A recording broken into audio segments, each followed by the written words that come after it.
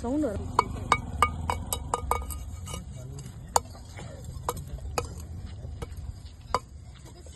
Okay ஒரு நிமிஷம். இதுதான் கருப்பு. சொல்றேமே வெளிய பூஜை எப்படி இருக்கு பாருங்க. அது கை அந்த நம்ம இது ஒட்டு போயிட்டு மெதுவா எடுக்கணும். அது மாதிரி சடபடன்னு எடுக்கக்கூடாது. ஓகே மேல அதெல்லாம் கருப்பு. இல்ல அது ஸ்லோ மோல போன் பார்த்தேன். அது கால வச்சு சம கலரா வந்திருக்கு.